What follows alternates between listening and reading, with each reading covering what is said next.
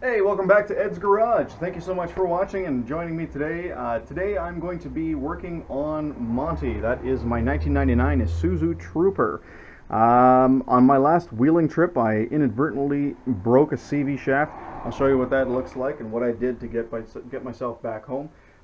Depending on how a CV shaft breaks, because it's a four-wheel drive vehicle, it's not the end of the world. If you've got a few tools out in the bush, you can usually manage to limp it home.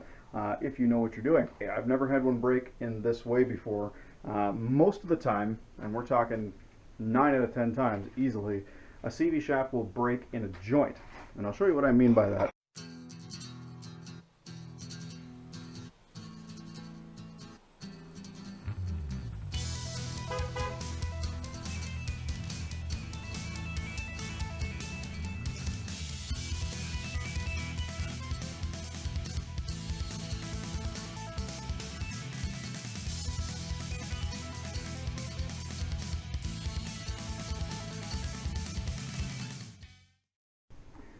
Alright, so this is my new CV shaft, and when I say it normally breaks in a joint, essentially what happens is the outside joint, so basically this goes right into where the wheel is. This little bit right here goes right into the hub, and then I've got a manually locking hub that locks onto those teeth.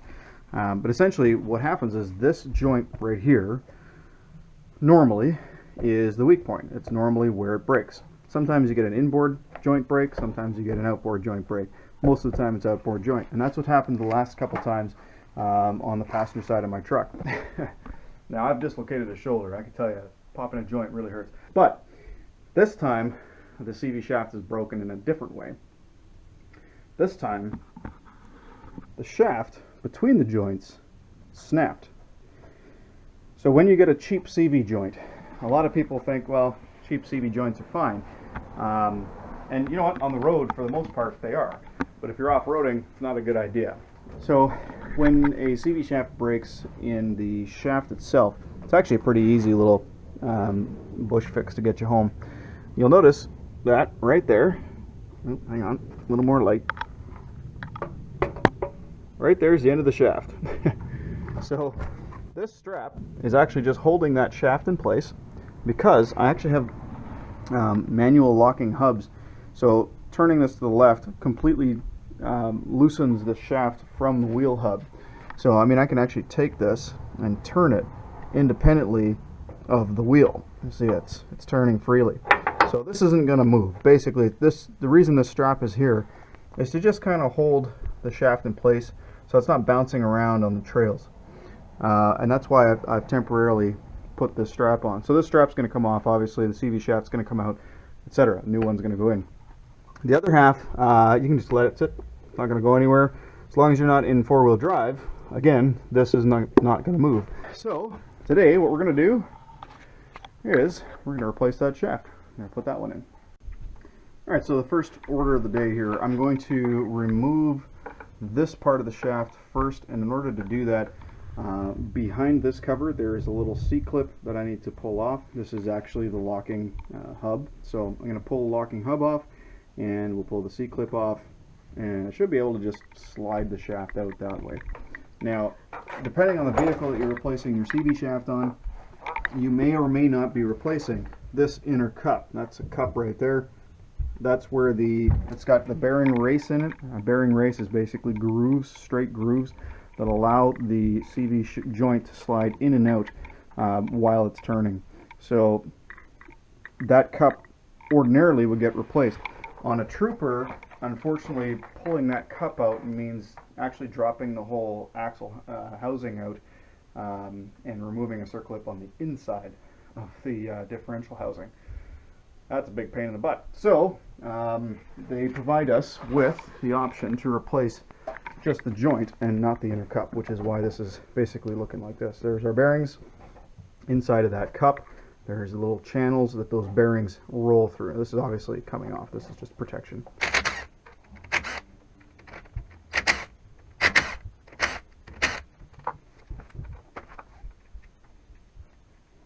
Alright, when it comes to removing a locking hub, you got to be really careful with this. First off, you don't want it to be filthy on the inside, so it's not a bad idea to clean this off. And on top of that, There's a lot of springing action going on in there. There's a spring that kind of works its way around, and when you lock it, the spring pushes the gears together. So when you take it off, you want to really try to take it off when the hub is in its free position. If you take it off when the hub is in locked position, then that gear is going to be extended outwards, and getting it all lined up. See, I'm being real careful here. But yeah, getting it all lined up when it's in the free position, I mean, you have to basically relock it before you put it back together. And trust me, that's a major pain in the ass. Alright, so that's what a locking hub looks like in its free position. You also want to remember exactly which way it came out. And if you don't, again, putting it back in is a major pain in the ass. So I took mine out in that position, right there. Goes in perfectly fine, okay? So before I take this out again, I'm going to score the edge here a little bit, just so I can remember exactly how it came out. Alright, I've scored this edge and this edge, so I know exactly where it's going to go. Now you can also, of course, use like a chalk or crayon or something like that. I just don't have any. Should have done that before I took it off the first time. That would have been smart. Also, don't want to inadvertently turn this outer housing while the inside's still in place. Alright, inside here we do have a circlip, so that needs to come out. Basically what you use is a circlip removal tool. It's two little prongs that line up with holes in the circlip. And then, oop, you can pop your circlip tool out. There we go. Okay, let's find those holes. Try that again. There we go. And there's our C-clip. Circlip, C-clip, whatever. I know that they have different meanings. I can't remember which is which. I'm not a mechanic. Just like to play one. C-clip. I'm going to have to remove a few other things. You can see, I don't know if you can see that, it might be too dark.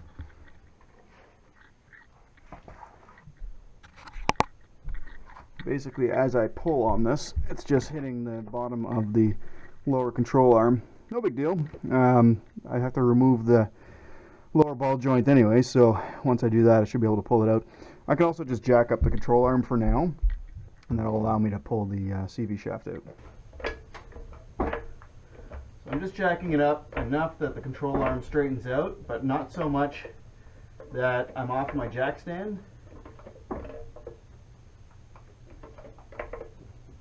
Alright, so that's where the jack stand is starting to release.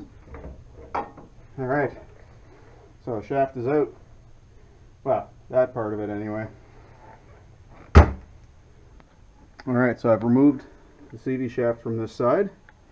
You can see there are those teeth that the CV shaft locks into. The other side of the shaft still needs to come out. So what I'm going to do next is I'm going to lower down the jack again, drop this down, and then I'll work on getting the other side out. Now, in order to get the CV shaft in, the manual, the service manual actually says that you need to take off a whole ton of stuff that, quite frankly, isn't necessary. They say you got to remove the upper control arm ball joint. They say you got to remove the lower ball joint. They say you got to remove the shock. And if I remember correctly, I think it might even say to remove the tie rod. And of course the brake line. So I'm not going to do any of that other than the lower ball joint. I'm going to remove the lower ball joint, and I'm just going to swing the hub far enough away that I can stick the CV shaft into it. Believe it or not, that's not how it says to do it in the manual, but it's way easier. Alright, so I've repositioned the jack stand. I've got two jack stands underneath now. I've repositioned one of them underneath the control arm, and that's just to keep the control arm straight and safe. I'm going to go ahead and remove the boot.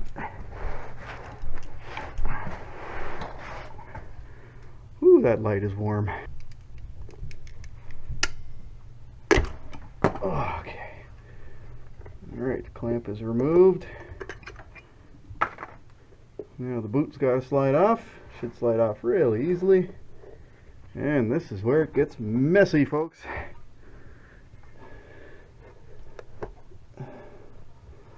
Alright. Let's see the little bit of the old shaft sticking out. Okay, so we have inside of that cup now, there is a circlip, C-clip, I don't know what the hell it's called, okay?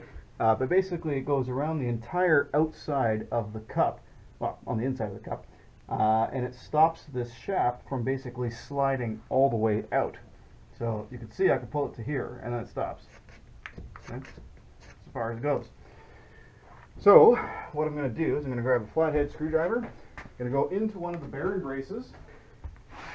There's little bearing races on the inside here that the bearings slide in and out of. And I'm going to use this tiny little screwdriver to try to get underneath the C-clip. There we go. And then simply whoop, pop it out. That's all there is to it. And there is our C-clip. Clean that up. Now I should be able to pull this out. And there is the remnants of that CV shaft. Now look at how clean this broke. Look at that. Come on. How does that even happen? That's unacceptable. Okay, so now that the CV shaft is completely removed, with the exception of the inner cup, I need to clean that inner cup out. I can't stress enough how important it is to clean the inside of this CV joint. And the reason for that is because any sand, any dirt, any sand, any liquids that are going to get in there are just going to make the CV joint wear out really, really fast. Because of the fact that that inner cup is really difficult to remove, I want to preserve it as long as possible. So I really need to clean that out. So what I'm going to do is I'm going to take out most of it with a rag, I'm going to spray it with WD-40 and then clean that out even further. You can feel the bearing races. It's just a matter of making sure that those bearing races are completely cleaned out. That's where a lot of the grease will hang out. I want this to be completely clean. I don't want any of the old grease in there, because with the old grease comes sand, metal shavings. I did not put the camera in the most convenient spot. I'm trying to allow you guys to see what I'm doing, but I think you get the general idea, I imagine. Alright, I think I got most of the grease out. Finish it up with some WD-40 in there.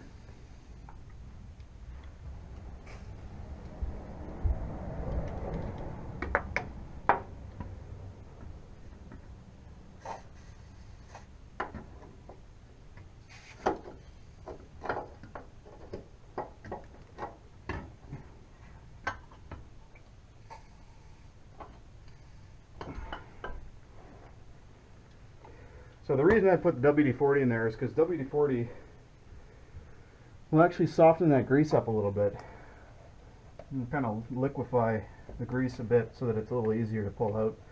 And it just kind of rinses it out too, right? So as it comes out, it'll carry more of the metal shavings and the sand. Alright, so you can see, doing a good job here. It's almost done.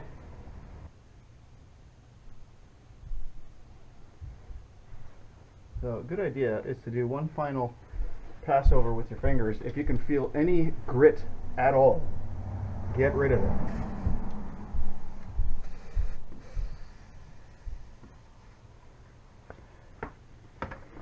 And I could.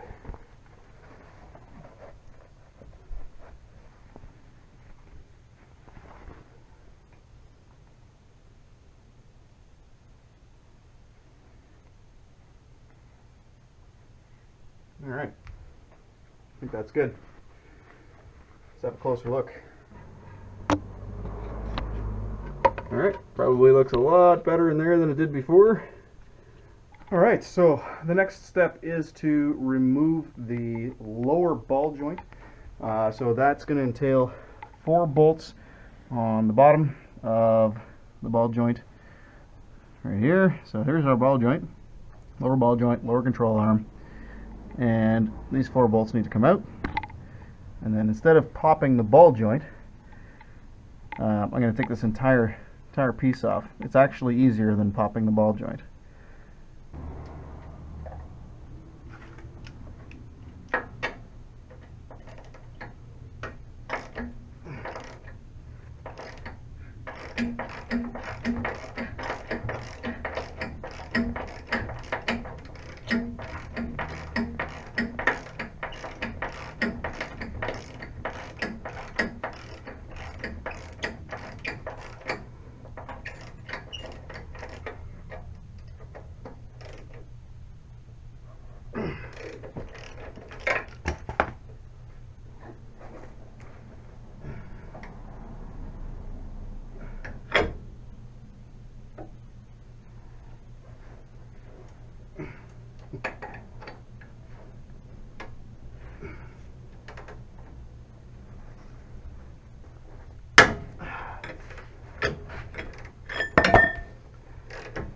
There we go.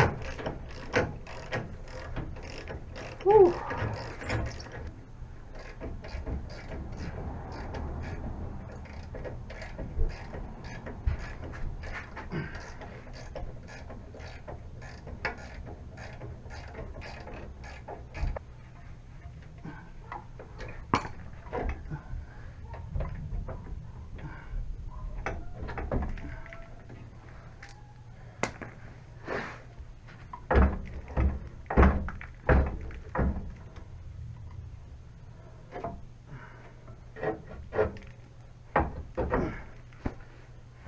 Okay, so I got the ball joint released, which is now, of course, allowing the movement of the entire hub. So now it's a matter of getting the hub out of the way sufficiently in order to put the CV shaft in. Alright, so before I put the CV shaft in, I'm going to give the bearings a little coating of lithium grease, just so that any bouncing around that I do before I get it in there will hopefully be reduced. This will also help it slide in nicely.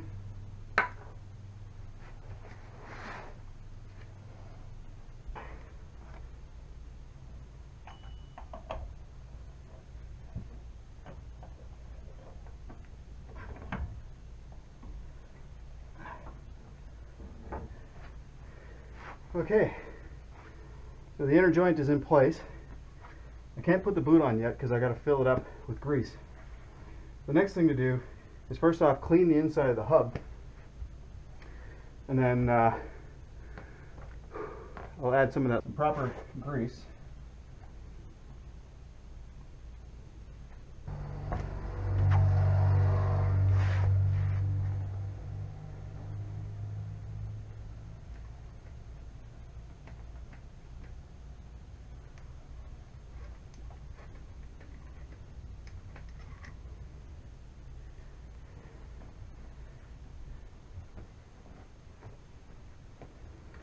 Now I need to move the hub out far enough that I can push this in. Now the cool thing is I can push the shaft all the way into the inner housing.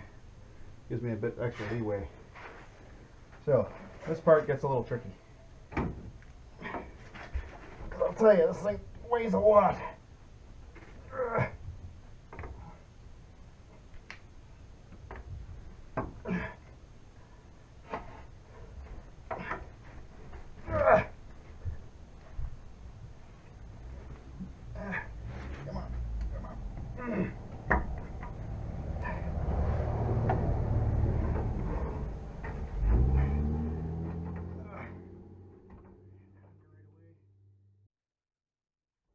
Work the joint in a little bit. It might need to be turned so that it lines up. Oh, there we go. He's in. Okay. And I just got to put the ball joint back into place. But this side now is in. So just so I don't screw anything up, I'm actually going to put the circlip on right away, and then I will connect up the bottom ball joint again. To make sure that it's actually on properly, what you want to do is you want to grab one side of the circlip and just kind of give it a little spin around, so you know that it's in place and it's not going to pop out.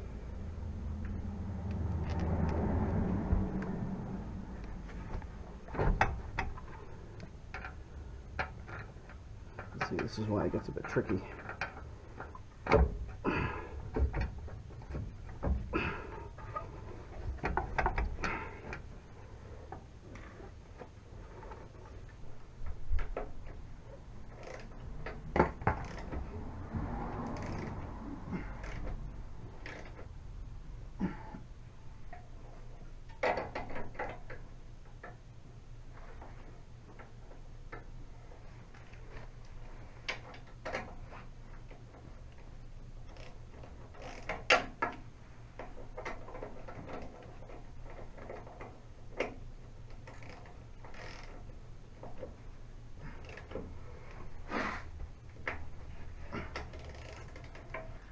Alright, it's time to replace the C-clip inside the housing. I'm going to back the boot off as much as I can. I'm trying to get the C-clip in there.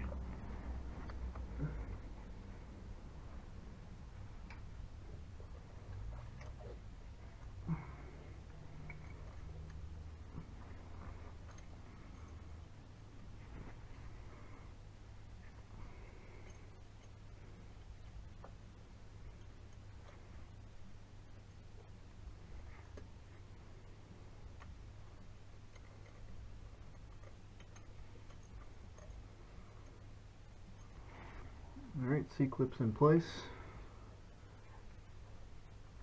And now I gotta fill it full of grease. I gave you 2 of these tubes full of grease. Now there's a couple of ways you can do this. None of them are easy.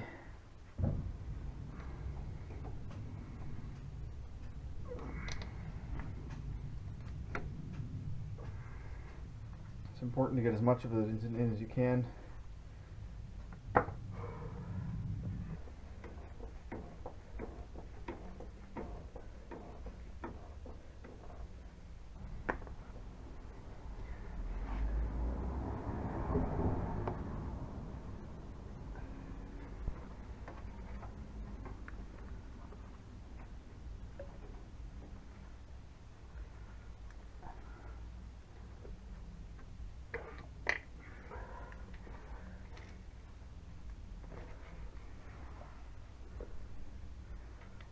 In hindsight, what I should have done is actually put some of the grease into the cup before inserting the CV shaft. That was kind of a dumb mistake, but it shouldn't take long for it to wind in there. Okay, so I've managed to get the boot on there in such a way that I can put the clamp on, and I'm just cleaning it off right now, just cleaning off some of the grease as it's quite dirty. This boot, unfortunately, not exceptionally well fitted. It's a little bit on the large side. You can see there's lots of extra space in there, and that's kind of frustrating, because that means I'm never going to have a really tight fit on that boot. But we'll do the best we can. Let's put this clamp on. Alright. Okay, so basically the idea with these clamps is you need to tighten them as much as you can by hand, and then this little guy here, you squeeze it, you pinch it, and it tightens up, cinches up quite nicely. But as you can see, I need to try to get it into that last hole there. I don't know, I'm not sure that I'm going to be able to. I don't think I'm going to have a choice. I think I'm going to have to actually just tighten it right from this spot. Hopefully it cinches nice and tight. I kind of doubt it. Yeah, I don't see this happening. I may have to replace this clamp. Well, maybe not. Maybe not. Well, actually, yeah, we'll see. Yeah,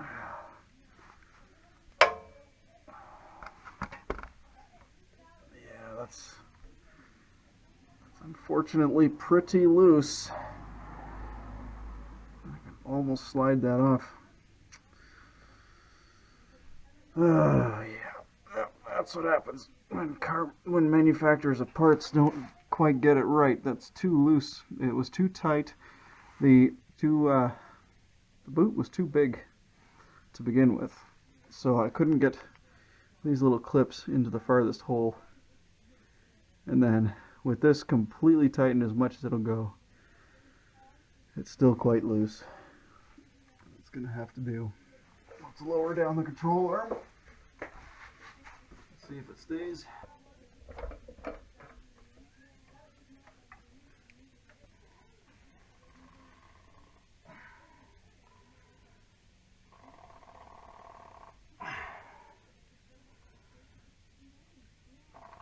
Okay.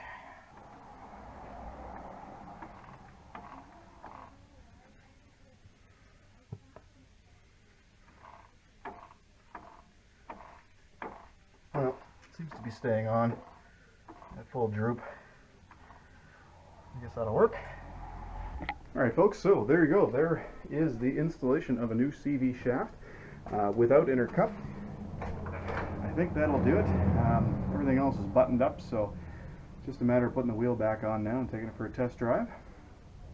I just want to say thank you so much for watching my videos.